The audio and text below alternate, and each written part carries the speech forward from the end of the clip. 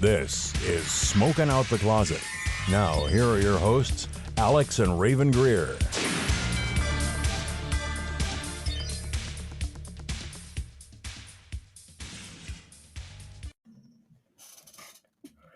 Hi, my name is Rayven. I use she, her pronouns, and welcome to another episode of Smoking Out the Closet. Unfortunately, today I am not joined by my co-host, Alex, my wife. Just scheduling things became an issue. But today, I am actually going to do something we don't normally do on the pod, and I'm actually going to record this intro along with my review of the Bank Gold Standard Texas butter. I don't know why I said tiger. It's Texas butter. I want to do a review. I'm not going to show the back because it has my personal information on it. And if you hear cats, if you guys aren't avid listeners to our podcast, I do have two cats. One has a bell on his collar, and they like to run around. But so this is a nice box, but the case, the canister, whatever you want to call it, is really beautiful. I mean, just look at that. Look at that. It's just nice matte finish. Kind of sunset orange, kind of yellow ink on the lettering, and I can't show what's inside because I don't want to get shadow banned or anything. But definitely just like smells so good. It's very high in limonene. What's the actual breakdown on this? P. Carafin is the highest, followed by limonene, and B. myrcene, followed by humulene. I believe that's how you pronounce it. Anyway, really good strain. I smoked about half a joint of it. Sorry, I just gotta scratch my face. Wasn't super strong or anything. Flavor profile was very kind of mild, honestly, which was not what I expected. But it tasted okay. Definitely was something I would probably use again. I was very nauseous before I had it, but this was very something that I was told, hey, this helps with nausea, because it has so much limonene in it. So I was told it was pretty good to use. So honestly, I probably give it like a 3.5 out of 5. Mostly because it I don't know. It looks good. It looks amazing. Aesthetically very pleasing.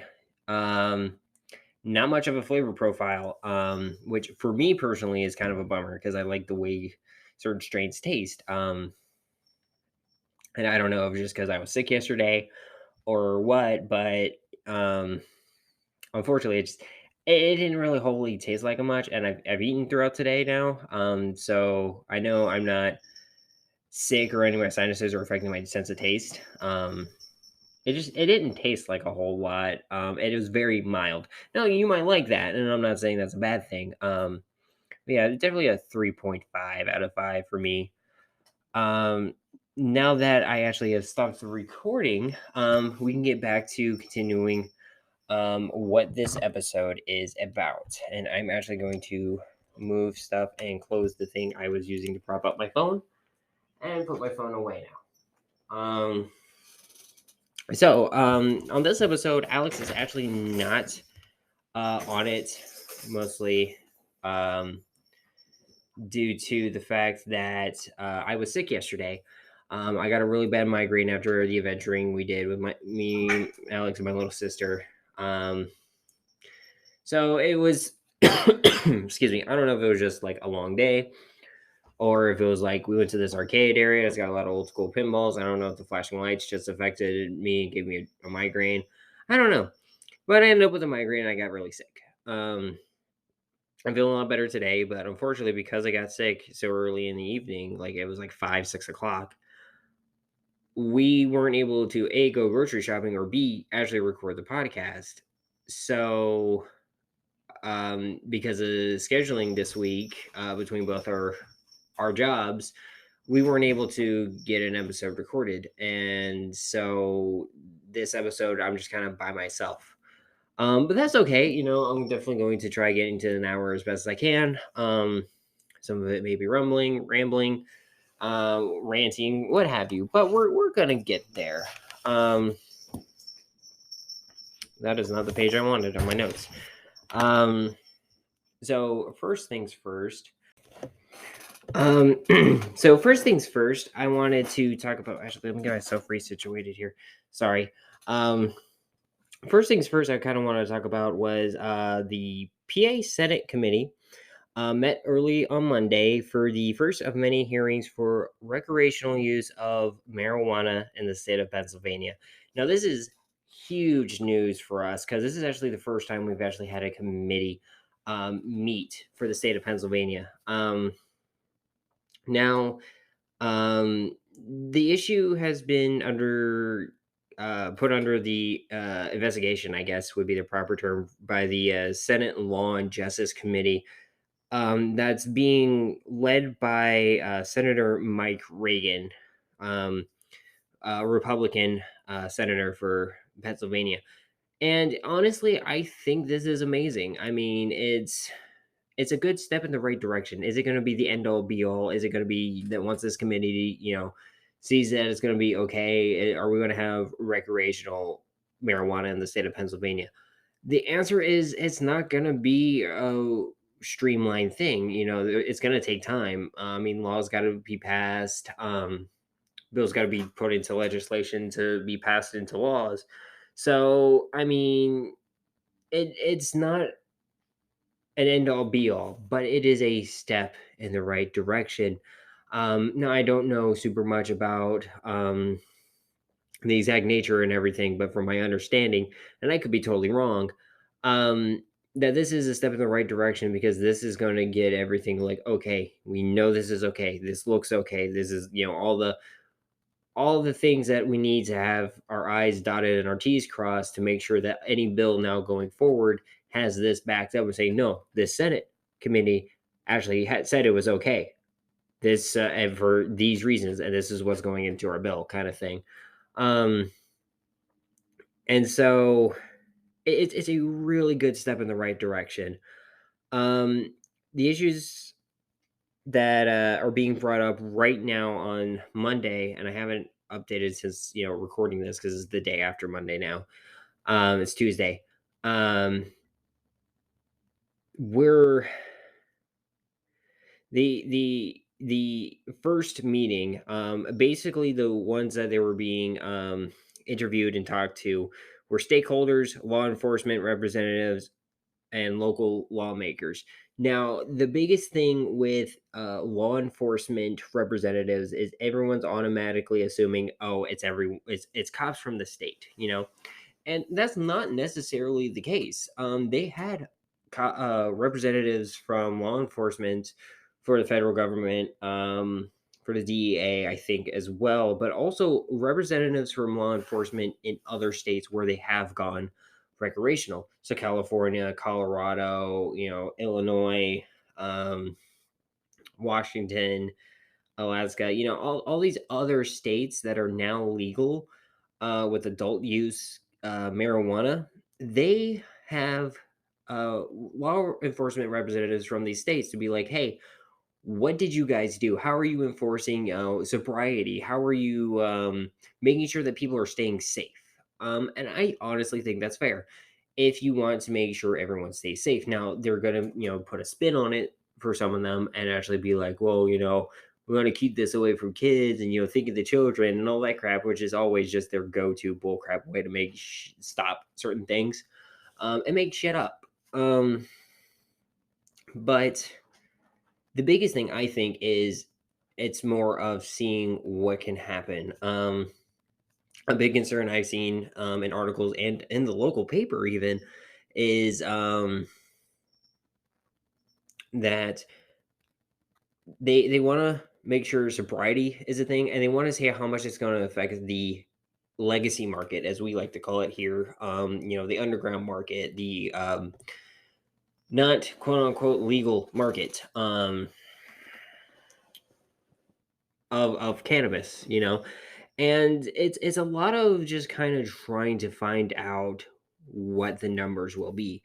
And some of it they have actually gone down. Some other places, depending on how it's being taxed, is not really changed. And so that's where they have to look, because you got to think in California for the longest time, they had this system, they had, medical marijuana, they went legal, and the way they went legal wasn't always the greatest. They started systems, those systems didn't work, they stopped systems, they got to get to this new system, and this new system they implemented just shut down 4 businesses because they couldn't afford everything. And so that's what in New Jersey, with Phil Murphy, he's trying to avoid. So I think, maybe someone of Phil Murphy's team is also coming over and saying, like, hey, this is what we're doing, and kind of just hopefully leading Pennsylvania into this right direction.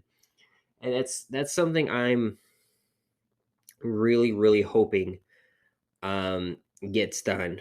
Now, Mike Reagan is the head of this committee, and he plans to use this feedback from the hearings to work on his own legislation bill with a representative from Philadelphia, Amen Brown, who's a Democrat.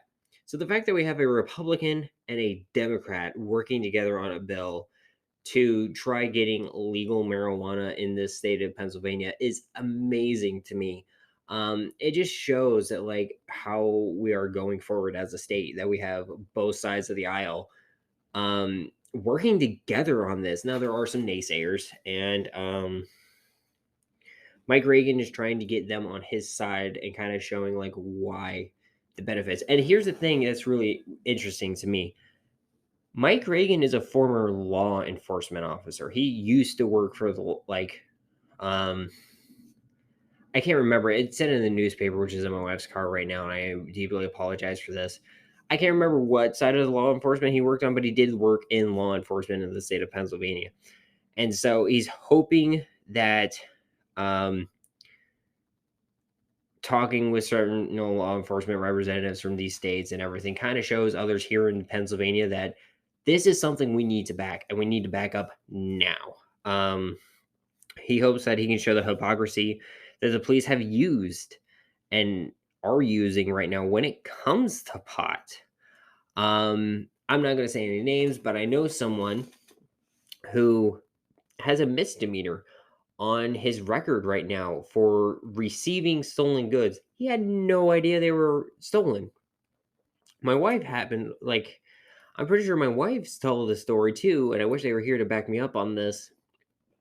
Has told a story where, they bought something at a secondhand store. Turned out it was stolen.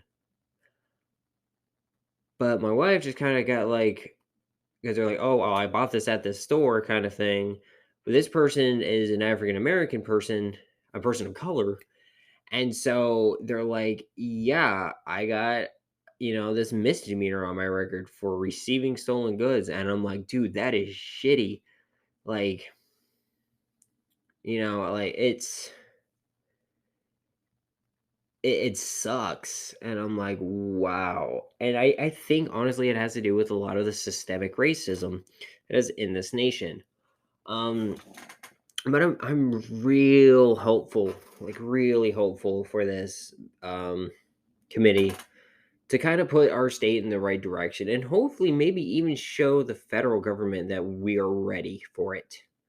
Um, do I think it's going to happen this year? No. I'm not holding my breath on that. But, it is definitely a sign of change. Tom Wolfe has very been adamant about, trying to get this legal, especially the last few years, trying to get a recreational basis. Like, look, we've been legally, medically giving people marijuana for 7 years. What's the holdup? And I think it's really cool that he's really supporting it. And you know what? I think I'm going to tweet at him today. About the podcast, and kind of like see what we could do, maybe even try getting an interview with him, because that'd be cool. God, I feel really weird doing this by myself now, because like this episode was, or this show was originally going to be by myself, and then I was going to do it with 2 coworkers, but they ended up going to different directions in life, and they got busy, and I got busy with my job at that point. And then I thought, well, if I'm moving to Pittsburgh, I kind of want someone I know who's gonna be there. And my wife is getting super excited about it. They thought it was really cool. And they were just like, yeah, like, I'm really excited for this to come out. And I'm like, do you want to join me? And the rest was history. We made our first episode together, and it sounded like garbage, but we did it. And now here I am by myself, first time doing it by myself, which we talked about doing, to ensure that the show goes on. But it just feels weird, honestly. And it's not like a bad weird. It's just I feel like I'm comparing myself to the Joe Rogan show or Alex Jones. Like, and I'm not even in the same field of beliefs as them or anything. Like, I don't believe the water's turning the freaking frogs gay. No, like I'm more just kind of like it's weird because I don't know. It's just I want someone to bounce back off of, and it feels very weird not to have that after doing this for now 19 episodes with them, because this is officially the 20th episode, and it just feels very weird. But the show goes on, and another topic I wanted to talk about is it is officially Black History Month, and Oscar Proud and the Proud family says it best without really saying it either, is Black History Month, the shortest month of the year. And I'm like, yeah, because we have national months now that aren't even like a full month. They're like a month in between 2 months. So it's very weird how we do this, and I just feel like it's kind of like shitty that we gave them just February. But I mean, I don't know if it is able to get changed at this point, but um, it's Black History Month, and I'm just gonna say it at that.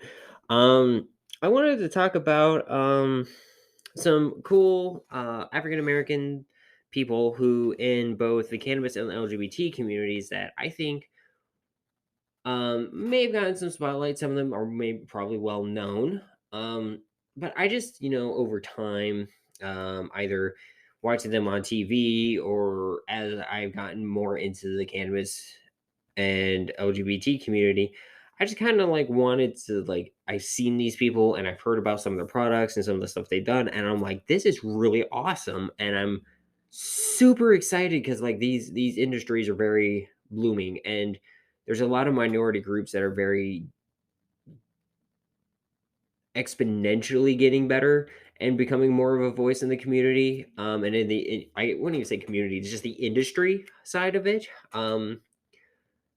And I think they need to be talked about more. And there's loads more. But I didn't want to like these are the ones I know off the top of my head.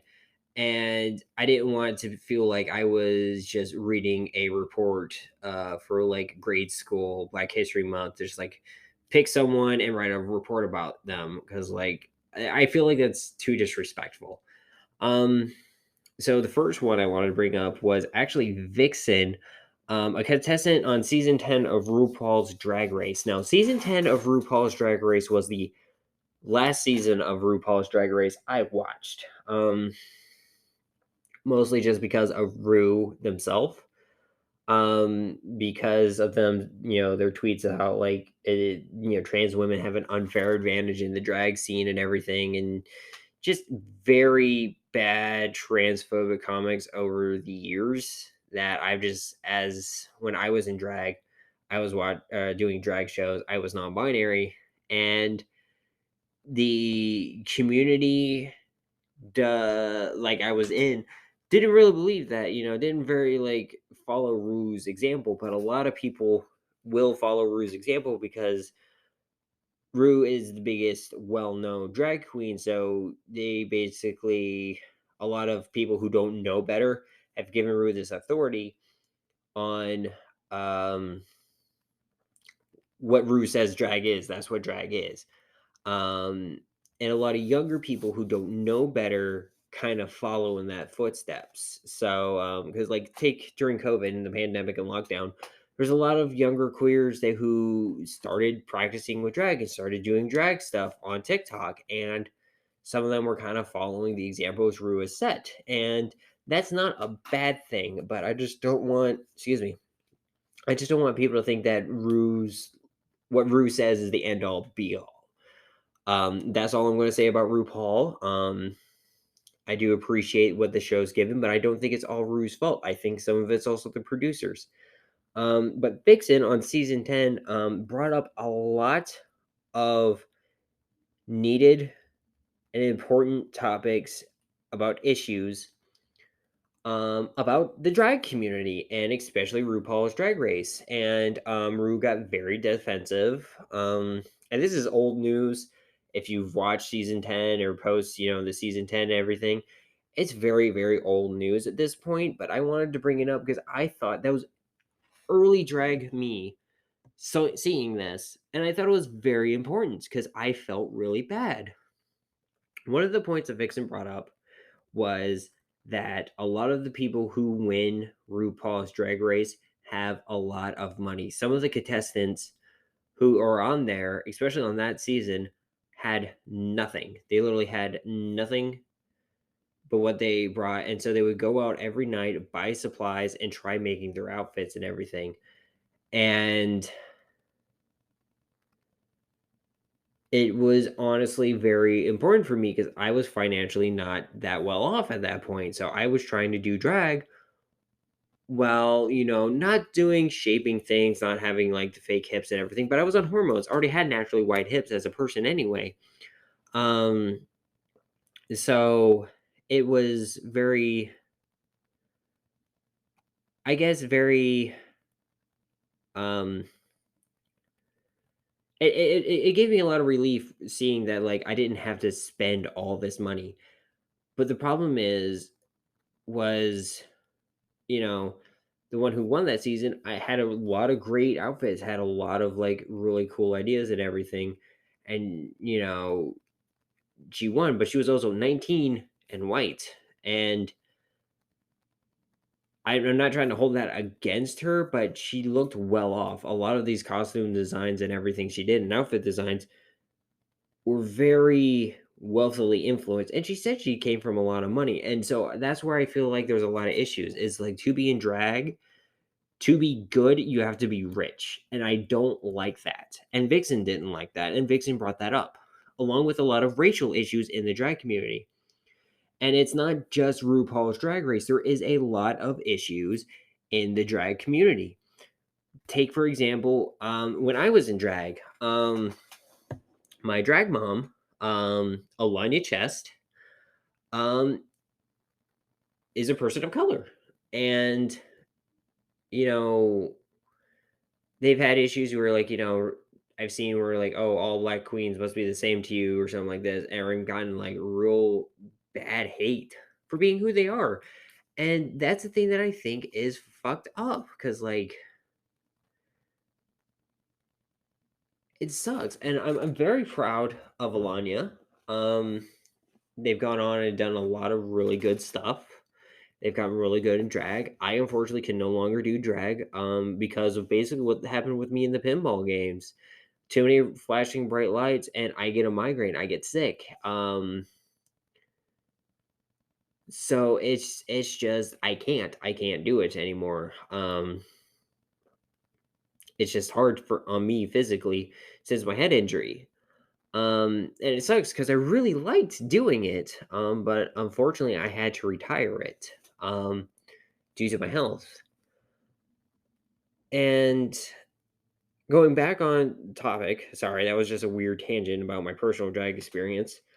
Um, I feel like what Vixen said, while others may have like kind of made her out to be the big bad evil queen of that season, I feel like needed to be said. The next person I wanted to bring out was Wanda James, the first African American woman, along with her husband, who is the first African American man, I believe, or just person in general, to apply for medical marijuana operation license. Says Wanda was the first woman to own and operate a dispensary in Denver, Colorado. The name of the dispensary is Simply Pure. And honestly, I would really love to go. I see pictures online. It looks so nice. I mean, architecturally, um, I'm a bit of a nerd for architecture. I probably should have gone to architecture because I could draw, but I rather make comics for a living. Um, but I mean, just the design, the layout of the building, the way it's set up on the inside just looks so welcoming. And I gotta show you guys pictures, and I'll have to put on the Instagram. But it just looks amazing, and I really, really, really want to go. But she continues to be an amazing, amazing unstoppable force for people of color, for women of color.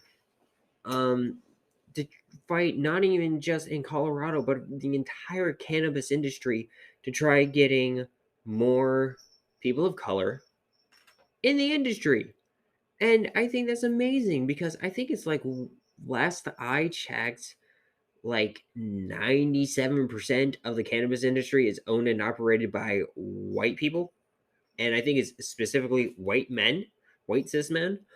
Um, or it might be a little with break it down between cis men and women or non queer people, but like over 90% of the cannabis industry is operated by white men, and I feel like that's very telling because you have people like I think his name was Rick Santorum, who was I'm saying probably was his name because I'm terrible with names, um but I want to say it's Rick Santorum, who was, if I could look at the name, I can imagine the face.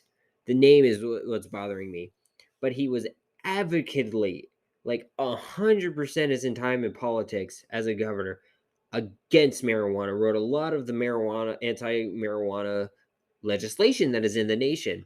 The moment he retires, he sees how lucrative the cannabis industry is coming, and guess what he does? He jumps on the board of a cannabis company and now works as like the head of a cannabis company. And I'm like, you hypocritical little fuck. There's no way you can run legislation like that for so long and then all of a sudden just flip like that. Now, if you had a really, really good change of heart, I would legit, I would eat my hat. And I would be like, okay, you know what? I was wrong. If he actually came out publicly, he goes, look, I've had some time in between politics and doing this and been like, I was wrong. I've now that I'm outside politics and I've seen what's going on, see what this war of drugs that I participated in and everything, and I was wrong. But there was like no time. It was like the moment he got out of politics, it was like almost. I mean, I don't know the exact timeline, but it was like super fast, faster than it should have been, for him to just go politics, cannabis industry, and I'm like, what? That's not cool. No. Um, and I feel like Wanda Jones should be the face of like trying to get change from people like him. And just kind of been this big follow. So I mean, I definitely follow her online. I think she's really cool. Um I'd love to have her on the show too. Um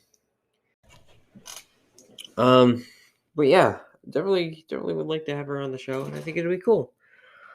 Um Sorry, I just had to take a quick break there, because I just started zoning out and just weirdly just kind of like went on like a mumble rant and I didn't even realize it. So yeah, I had to get some water and some stuff. So I'm back. I'm sorry. I know it's probably gonna sound weird on the episode, but I'm just gonna keep going now. The next person I would like to actually add was kind of a newer one that I've kind of learned in the last few weeks. Chanel Lindsay, CEO and founder of Ardent, an inventor of the Nova. And the Nova is actually why I found out about Chanel. And I do apologize if I'm mispronouncing the name. It looks like it would be pronounced Chanel.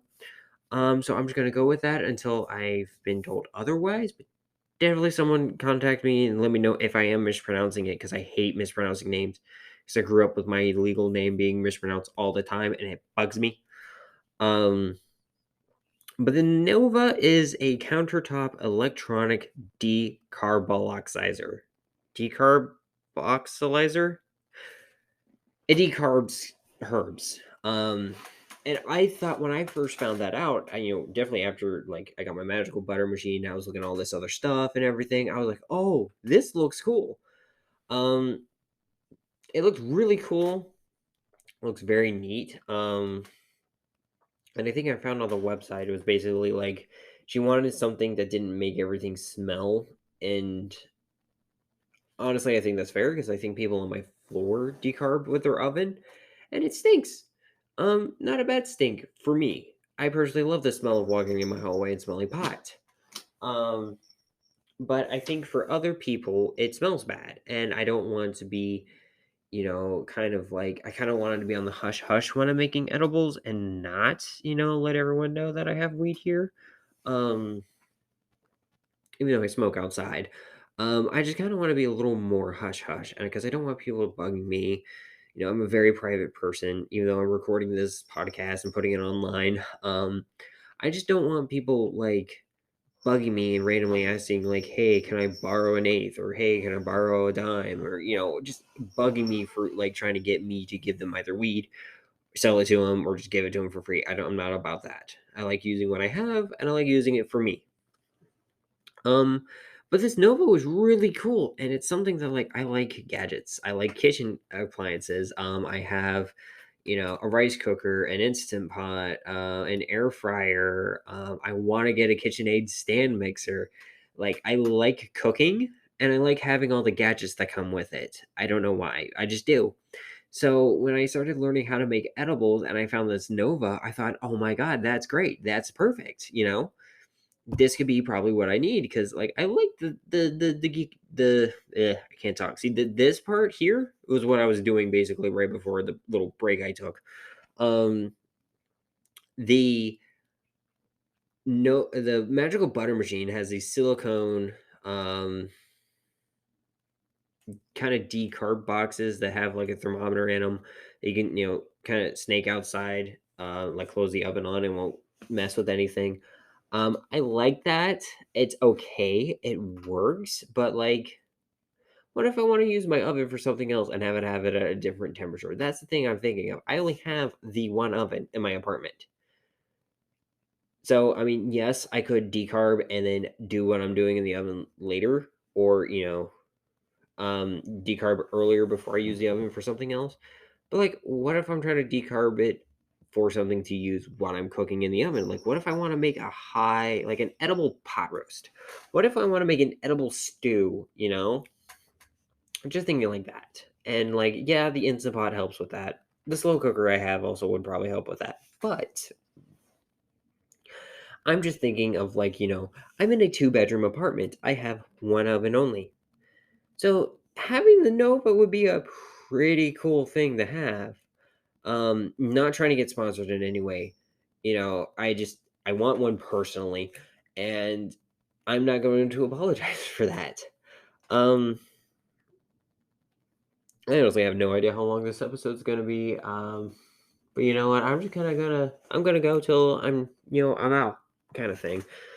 I mean, I'm out of topics that I've written for, but that's fine. I could just keep talking for a bit, and I don't think you guys are gonna mind, do you? You know what? You can't respond, so it's just gonna keep going anyway.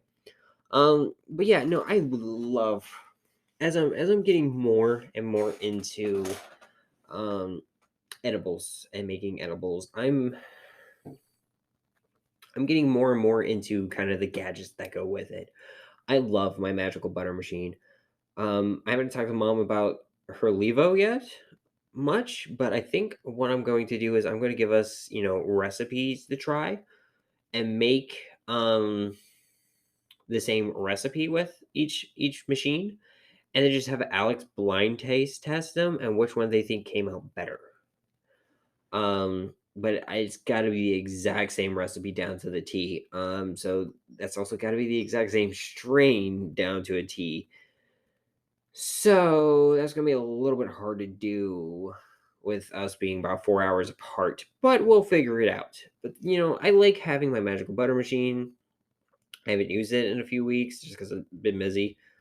But I like having my magical butter machine, and I like, that I still have gummies I made like last time, and they're pretty good. Like I love the mango one, and I think I'm gonna get the mango one again, and probably the other flavors. I might just make cherry for Alex because I don't really like artificial cherry. I don't know what it is about artificial cherry. Other than it just tastes like cough medicine, but I've never really liked artificial cherry. And I don't know if it's just because of the medicine that makes me that way, or just because it just tastes bad. I just always felt like artificial cherry just tastes bad. Because they have grape and bubblegum flavored cough medicine, and I was fine with those. Heck, Pepto Bismol's tea berry. And I'm fine with those. But it was just a cherry one I don't like. And I just anyway, I'm derailing. And this is why I need Alex here, so I can stop derailing and kind of just going off like little side tangent rants and everything because Alex kind of keeps me on track. Um, but yeah, as I get more experience with edibles, I kind of want just the gadgets that go with it. But again, I don't have a whole lot of room because I live in a two-bedroom apartment inside Pittsburgh. It's only like 900 to like maybe 1100 square feet. It's not a big place. I mean, it's roomy. Don't get me wrong. It's roomy for two people, but like, I don't know. The kitchens are always so small, and it's about the same size as my kitchen in the last apartment, and it's just always so small. I want to have a big kitchen, so I'm hoping we can find a house here soon with a big kitchen, so we can move there and just not have to worry about moving again. Just stay at that house. Um, and then we can try to have kids and stuff. Like, that's the plan for us anyway. Um, but yeah, I'm getting into edibles, and it's just time, space, so I can have all the gadgets. Because I like cooking. I'm very big into cooking. I have a Betty Crocker book from the 1950s. I have another Betty Crocker book from the 70s. I think it's the 70s. I have a couple cookbooks in just general. Um, I have Bong Appetit, the cookbook. And I just kind of want to experiment and make my own recipes. I want to make like a dinner one day that's just gonna like make you feel good, but not super high, and so you can enjoy. And if you want to pair some weed with it, like I think that'd be freaking awesome.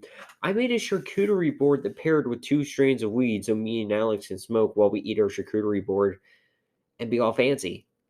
Like I've done that before. And so I think there's so much untapped potential when it comes to edibles and when it comes to cannabis. And did the Vice show Bong Appetit kind of, break some of that? Yes, but I feel like there's still even more that we can try to do with. And I'm not a cannabis expert. I don't know all the terpenes and everything off the top of my head. I just find a strain, smell it, and try throwing it in. Because that's the way I cook. I go by taste and smell, and I go with my gut. So it's probably going to be, an experimental kind of phase for me of cooking with cannabis. And I'm probably going to get really fucked up at certain points making stuff. Like I made a grilled cheese and I used too much can of butter and I got really high. I didn't get sick high like I did in Green Out. I just got really high, kind of like slept all day. It's kind of what I did from one grilled cheese sandwich. Excuse me. But like it was good. Don't get me wrong, it was really good. Um but it's just that kind of middle ground where I gotta find like what's gonna make me feel really good, but not get me super high, and I can enjoy my time eating with people. Um, which is why I think I liked Bong Appetit so much when I first found it. It was just taking, this new interest that I've developed over the last couple years, cannabis, and kind of like giving a scientific approach for it and actually teaching me stuff about, different strains, how to extract certain things, how to put things into other things, and just add a passion that has been part of my life since I was 7. That's cooking. It's food. I'm a big foodie. And I always will be, and I always have been. Um, and I think part of that's due to my grandmother, because my grandmother over the holidays cooked and it was really good food. I lived in the South for, I guess at this point, half my life because I moved up here when I was like 14 and I'm almost 27. So, I mean, about a half my life, I lived in the South. So I experienced a lot of different food from different cultures because I was in a very big military area most of my life. And just so many people from different backgrounds. Like I'm very snobbish with kimchi because, this older lady from across the street made kimchi. And I didn't think I liked it for a long time, but I guess I did. And I tried it again and it wasn't the same. And then, my dad was like, yeah, because, the older lady that made it across the street did it right. She did it the traditional way. That's probably why you don't like what you've gotten at stores and stuff. So I went to a restaurant at State College one day and had them make it for me, and they make it the traditional Korean way, and I fell in love with it. I'm like, okay, maybe I just like this the proper way. And I'm like that with certain foods, everyone's like, I don't like store bought shepherd's pie. Like it's okay. I'm not a fan of it, and that's just me. Like I like things made. I don't want to say a right way. I don't know. There's certain foods that you can't just make cheap, or you can't make microwavable, or easy dinners kind of thing. And there's some things you just can't commercialize without putting actual heart and tradition into certain things. Like I haven't had a good gumbo since I moved up here, except for the one I made, and I had to make it. And I made it so my wife could try gumbo for the first time because my wife's they never had gumbo before.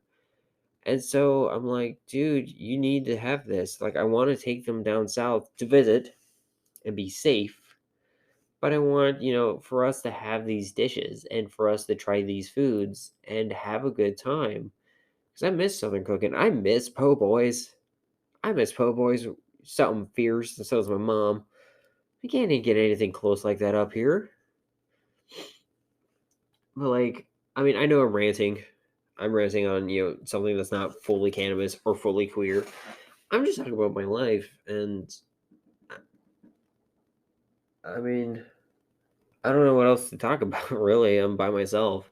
I've gone through all my topics. I mean, it was kind of a short, just topic list today because I guess I could talk about what happened the last couple of days. So my sister, and I'm actually going to grab my phone and talk about the one place we went to, because they were really freaking cool.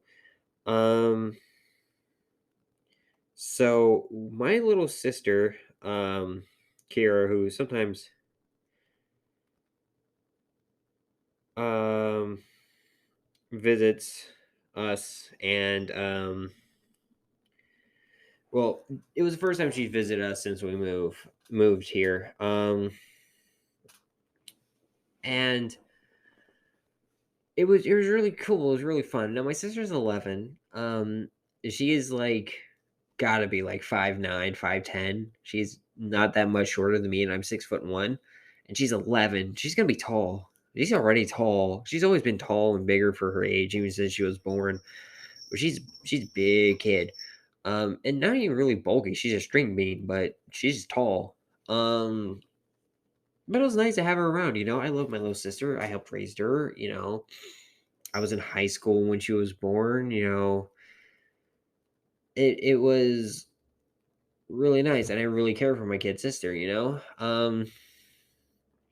So it was nice to have her over and everything. So the first day it was kind of just me and her because Alex had to work.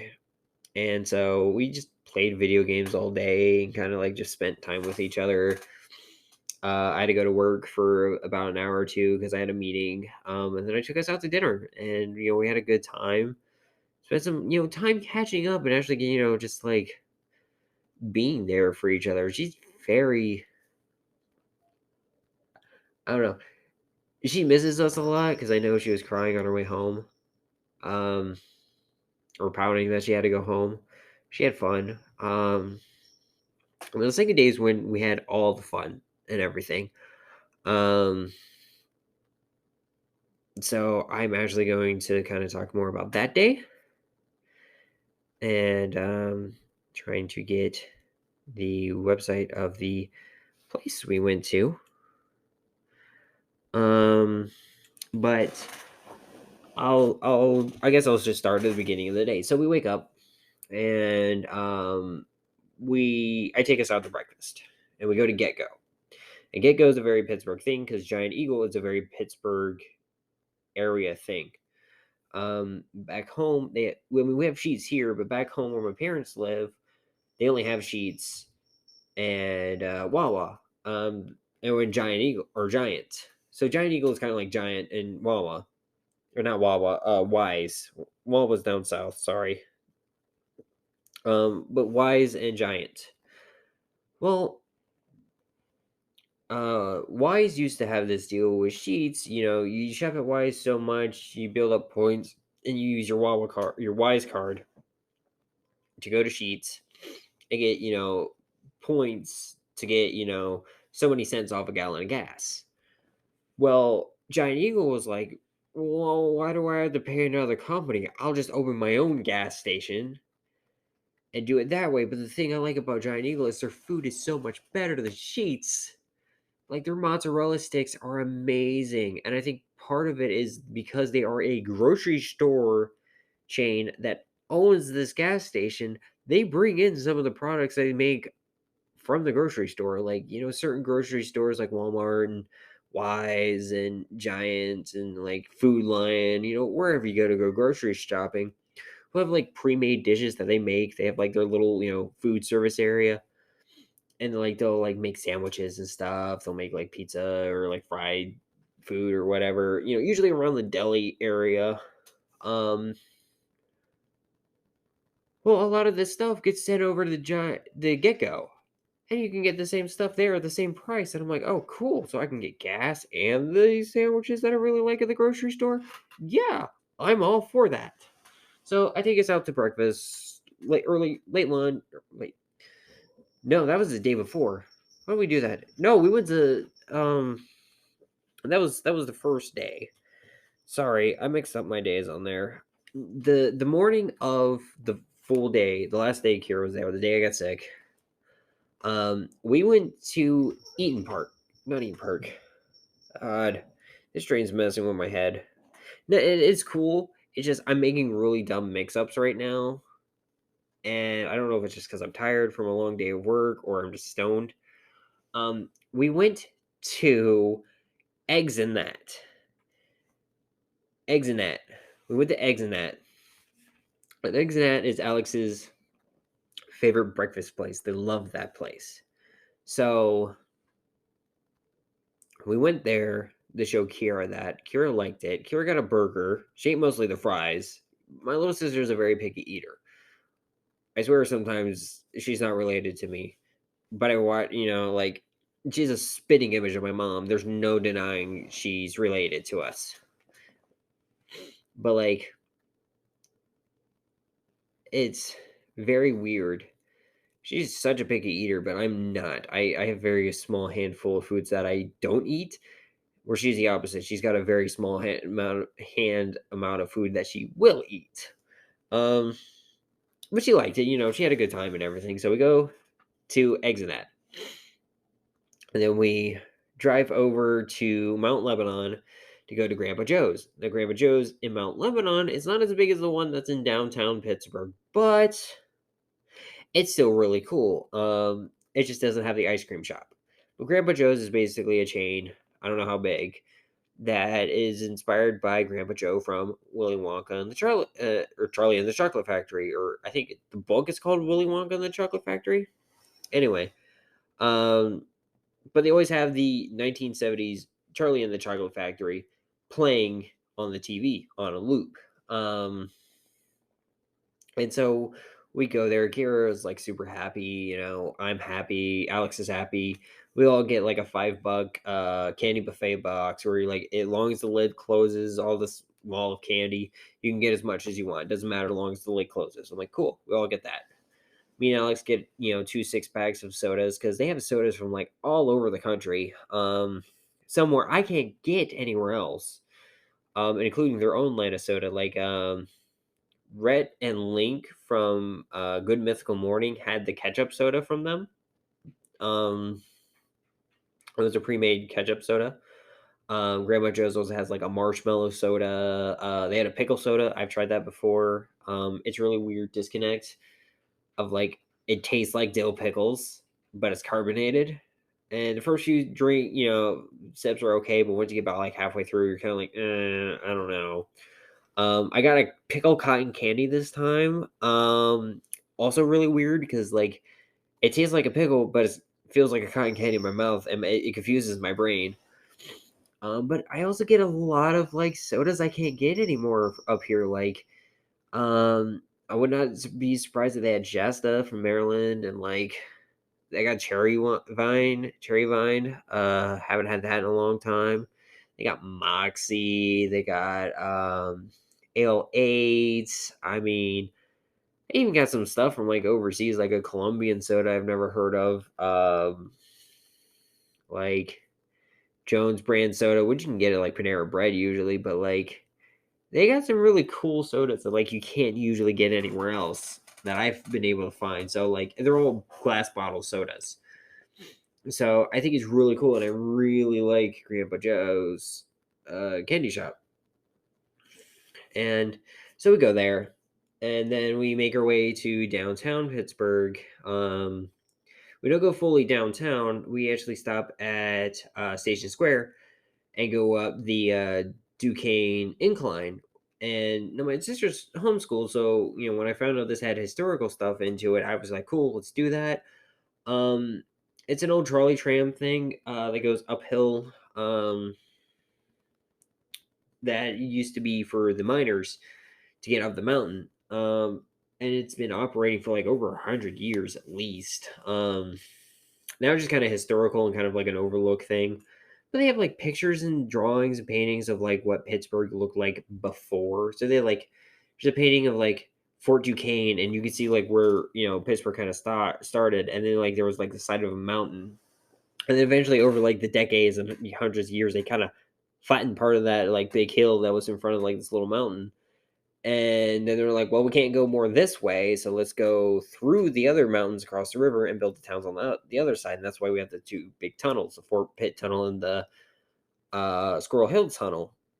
But like Pittsburgh can't really go nowhere except for up, um, because the city proper is very limited. It was kind of on a peninsula where two rivers connected.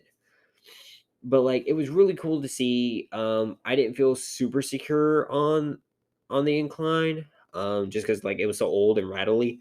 I didn't feel super secure, so I kind of stayed near the back and held on to the seat. Because I don't know, if I don't feel secure with heights and everything, I'm not afraid of heights. I'm more of afraid of the fall. So like if I don't I love roller coasters, but I'm secure in a roller coaster. I feel secure in a roller coaster. So like when I'm secure with that, I feel safer, I guess. And I just didn't feel super secure. And maybe if I ride it some more, I'll get more used to it. Cause like I think it's been there for so long. Looking back in hindsight, I'm like, yeah, I shouldn't feel bad. It's been there for a long time. They keep it updated and everything. I just guess I didn't see emergency brakes, so that's where I started wigging out. But I wasn't like hyperventilating. I was just kind of like on edge. Um, so after the incline, we stop at the mall to waste some time for a bit, and I get my little sister a Build-A-Bear because she's always wanted one. She's never been to Build-A-Bear, and I thought that was a cute experience. She didn't have enough money for Build-A-Bear because she spent like $30 at Grandpa Joe's or something like that. But I figured I didn't get her a birthday present really, and Christmas was kind of tight for the both of us. So I used this experience to kind of just get her a bear. So my little sister likes Pokemon too, so she got an Eevee. Um, so I got my little sister an Eevee, got my wife a bear. And, they were happy and everything. I got them, little presents because, like, I don't get to see my little sister a whole lot. So after that, we make our way to, where do we go? We make our way to Aliquippa, and we go to Pinball, PA. Now, when I say Pinball, PA, I mean Pinball, PA, the Pennsylvania Corn-operated Gaming Hall of Fame and Museum. It is located at in a shopping district, kind of like a shopping plaza, in Aliquippa. And oh my gosh, you guys, this place, oh my gosh, I have not had this much fun in an arcade in years.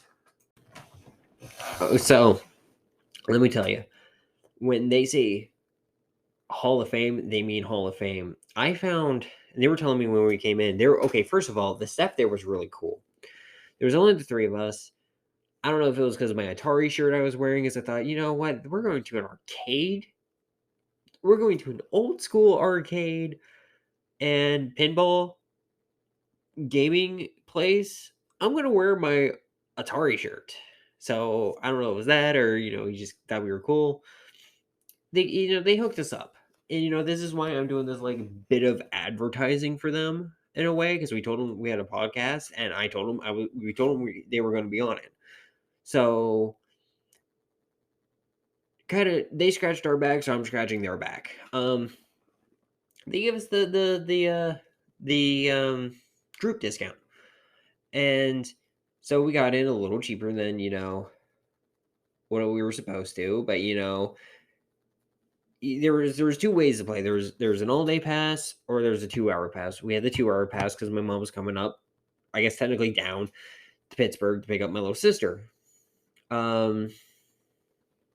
So now when I say this place is awesome, old school Dig Dug, the original Midway Mortal Kombat 1 arcade cabinet, Tekken 2, a 1930s kind of plinko machine for beer tabs and stuff, or 1950s. It looked really old. I don't remember exactly how old it was. There was a tank game I know is definitely from the 50s because of the way it's all set up. And the mechanics and everything, that is definitely from the 50s. Old school, kind of like Carney games, but kind of using infrareds. You also have like the original Paperboy with like the handlebars. What was it? Atari Formula One racing. The old Star Wars arcade games. I mean, you had Pac-Man, Mrs. Pac-Man, Super Pac-Man, Mr. Pac-Man, Pac-Man 2. From Namco, you had the original Donkey Kong game, Donkey Kong 2, Donkey Kong 3, Donkey Kong Jr., Donkey Kong Remixed. And I mean, at least 100 pinball cabinets. I mean, they had a Freddy Krueger one, a Spider-Man one, a Superman one, Elvira, Mistress of Darkness one. They had a haunted house, which was like 3 levels of pinball, which is really cool. They had the my favorite thing they had there is because I'm such a big Don Bluth fan.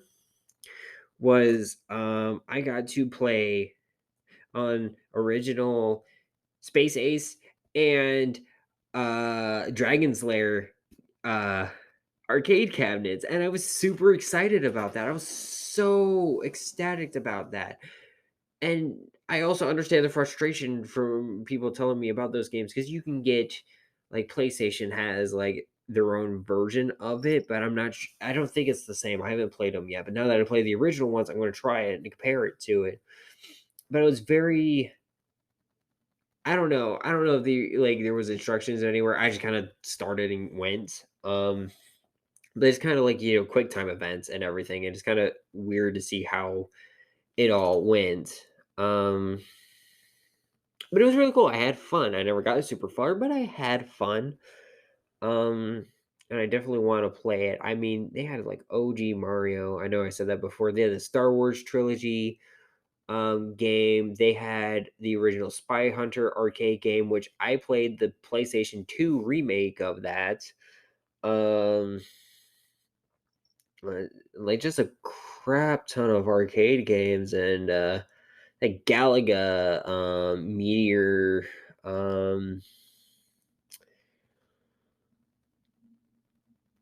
want to say it was Mousy or Moosey. It was like this weird cat rat mouse cop thing. I think it was actually originally from overseas that didn't really get big over here.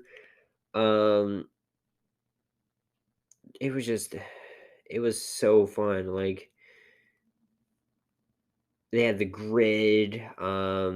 They had like trophy hunter games. They had House of the Dead, the original House of the Dead. They had some of the old racing games you would see at like movie theaters and stuff. Like it was really, really cool. And I cannot hype this place up enough because it's honestly, you're gonna spend like maybe like $50 for you and your friends.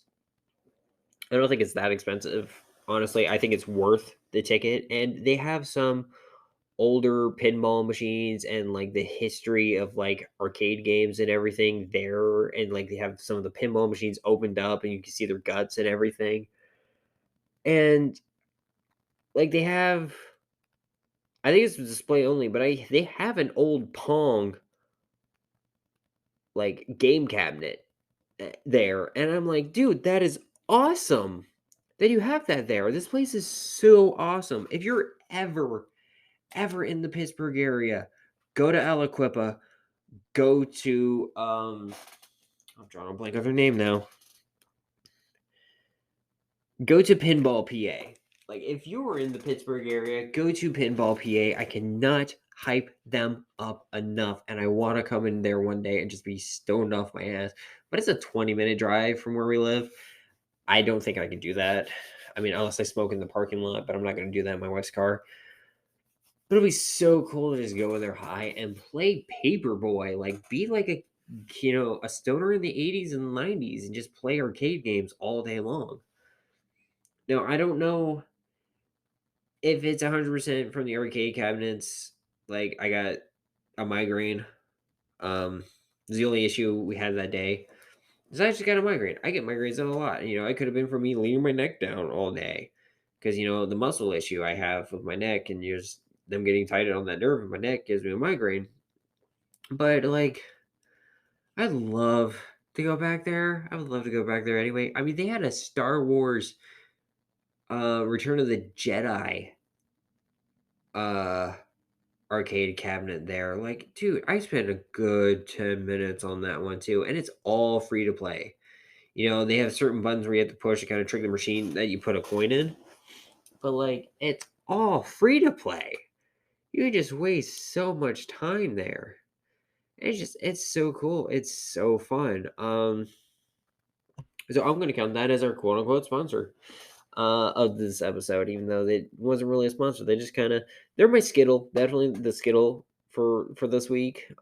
Just because they scratched our back hardcore, and they were having issues with the computer and everything, and they I had a unfortunately when I was having my migraine, I was out in the cars and me in the dark and everything. Um, but they just basically kind of came up to us and like once they got it all figured out, and like, hey, can we get you to pay now? I'm like, yeah, cool, but they didn't let us just stay around. They like let us have fun. Um, and I feel like my little sister got appreciation for like what the games used to be like and what they are now are totally different. They had Rampage. They had Rampage, which was one of my favorite arcade games growing up as a kid. And they had a Rampage cabinet. And I'm like, oh my gosh. And I just sat there for a good 20 minutes playing Rampage. And I love Rampage. It was like an early childhood game for me, and I loved. Was just old school Rampage. And I always play as the wolf for some reason. I don't know. I don't feel like doing the King Kong thing's overrated, and I didn't really like the lizard guy, so I just played as the wolf. But I love that game, and I always have fun playing it. I'm not the best at Rampage, but I always have fun. But yeah, definitely Pinball Arcade, Pinball PA. Definitely go there. It is very worth it, I feel like. And they even sell some of the, chemists and stuff they have in. If they find like an extra one, they'll sell some of them. They're selling black belt pinball, which is really cool. If we had the money for it, but I was like more than I get paid in a week every 2 weeks. So I need to put food on the table and everything. But definitely, I definitely go there if you're ever in the Pittsburgh area. Go there. And if you know what, if you're just gonna go, if you're like a couple hours drive, it's worth it. It is so worth it. Um, but yeah, I feel like this has been about an hour. Uh, Probably, maybe even a little more. But we got there. We had some really cool topics and stuff. And if you like this episode, cool. If you didn't, I'm sorry. I know it's kind of hard to bounce back off, myself, and it's a lot easier for me to, stay on topic and everything when Alex is here. And maybe I didn't have the same energy when I was just by myself, and that's fine. That's fine. It's not going to be everybody's cup of tea, and I know that. But if you did listen for the whole thing, thanks. I really appreciate it, and I hope hopefully scheduling lines up a little better next week. It seems like it's going to be. So I guess I'll see you guys in the next episode.